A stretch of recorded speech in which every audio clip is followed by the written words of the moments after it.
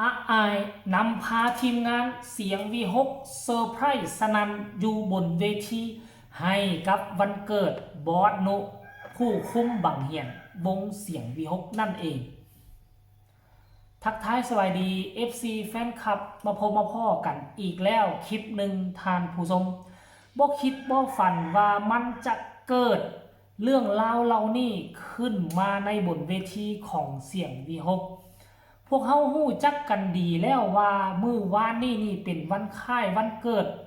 ของบอสนุแห่งวงเสียงวีหกนั่นเอง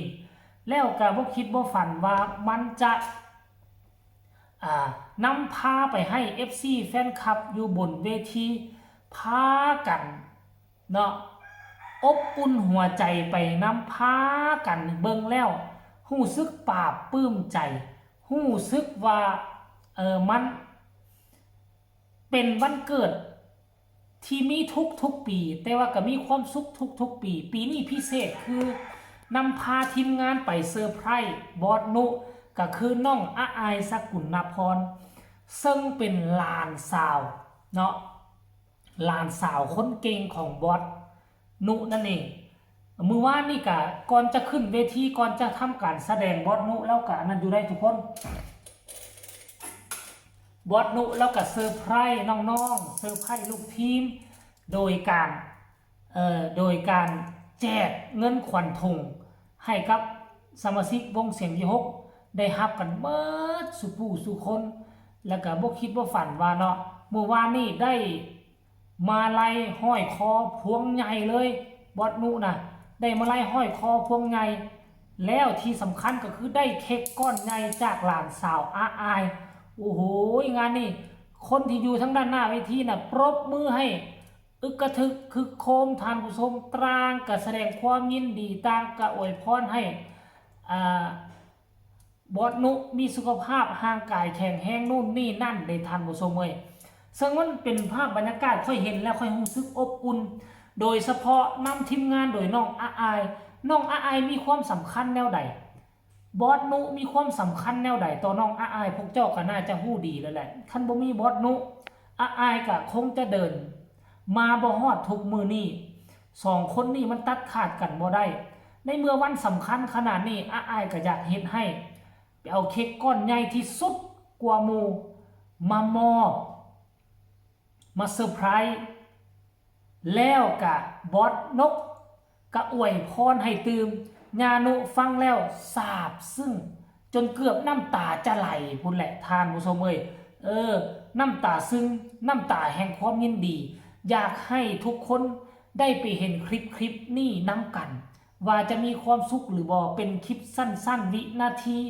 น้องอาอายถือเค้กก้อนใหญ่ย่างขึ้นเวทีมาดุมพร้อมกับนักดนตรีบรรเลงเพลง Happy Birthday to you รายละเอียดมันจะเป็นแนวใดนั่นให้ทุกคนไปชมคลิปนี้พร้อมๆกันเลย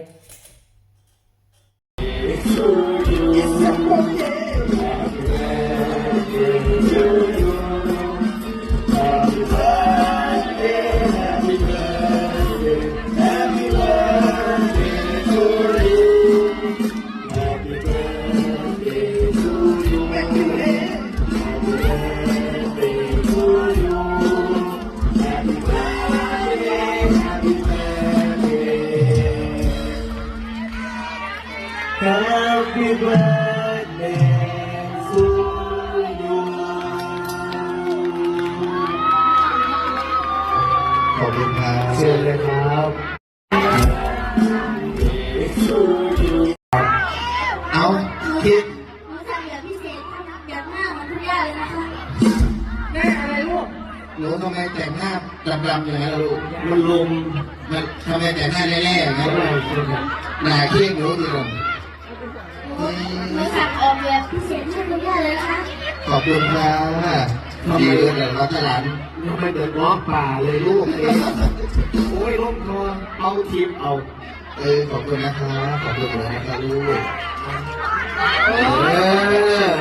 ขอบคุณหนูนะครับขอให้มีความสุขมากครับสรุปมาเลยรอบไหน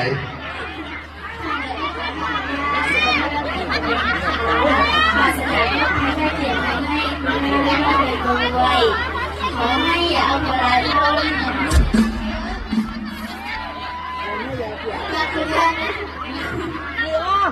ขอบคุณครับ โอ้ห้าเมตร เมียกอดหลานหอมหลานใครจะนี่ของความไม่เกินในจอมอยู่เร็วๆแล้วก็สุขภาพแข็งแรงนะครับเราเดินทางเดินเส้นมาแซงกันตลอดปลอดภัยนะครับถ้าจะหอมหลายก็ผู้ใส่ด้วยเด้ออย่าหักเขาหลายก็ทำจะหอนที่ตอบภาพเห็นแต่เจ้าอาผู้ใส่หลายก็ลูกอีกคอยบอกเลยจะแจ้งใครใครเลยสิทัดไซด์อีกเจ้าเองบุญวัวเสียงไทยเป็นรองขวัญให้ความรักแล้วก็เคียงข้างแม่เดินนี้ตลอดไปนะครับแม่มีแต่ผู้ให้ของขวัญเจ้าเนาะแม่สวัสดีเพื่อดีกอดลูกแล้วแม่มีแต่ผู้ให้ของขวัญเจ้าเนาะเห็นบ่ลายคงกะงงน้ำเค็กอายแม้แต่ย่านุกะงงน้ำเค็กคือว่ามาเฮ็ดแร่มาเฮ็ดดำปื้อแท้นางว่าซั่นเด้ดำปื้อคือเจ้าของแท้คือว่าเป็นสั้นเป็นซี่ไปก็ว่าไปท่านผู้ชมซึ่งค่อยเห็นแล้วค่อยก็รู้สึกว่าเนาะเด็กน้อยคนนี้บ่ธรรมดาเด็กน้อยคนนี้นี่นะก็ถือว่าเก่งกล้าสามารถบ่ธรรมดาเนาะคิดได้เทียนกับเฮ็ดต่างหมู่เทียนของคนอื่นนี่ซ้ำนี่เทียนอายนี่เป็นคืบแล้วก็คดโค้งโง่ไปเป็นซีซันที่แปลกหูแปลกตาเป็นซีซันที่ค่อนข้างว่าบ่คือไผเนาะถึงแม้ว่าบ่มีเงินค้ำกำแก้วมามอบเป็นของค้ำของขวัญให้สิ่งที่บอสนุได้รับจากอายในมือคืนที่ผ่านมานี่ก็ถือว่าเราก็เพิ่งพอใจมีความสุขกับสิ่งที่หลานสาวมามอบให้แล้วแหละสำหรับค่อยมองว่าจังสั้นนะท่านผู้ชมเนาะก็ฝากฟังคลิปนี้อีกคลิปนึงก็แล้วกันไว้ในอ้อมอกอ้อมใจ FC แฟนคลับเนาะผู้ใดเห็นแล้วพัดผ่านมากกับเข้ามาเบิ่งแน่เพราะมันเป็นความอบอุ่นความเขาว่าจังไหนความหักความแพงระหว่างครอบครัวเสียงดีฮกระหว่างบอสนุบอสนก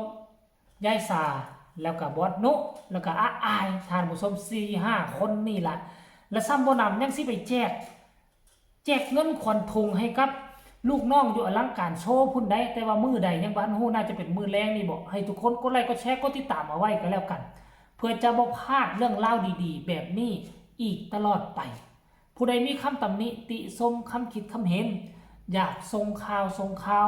อยากส่งกำลังแห่งใจไปให้อายไปให้ทีมงานเสียงดีฮกก็สามารถส่งผ่านช่องนี้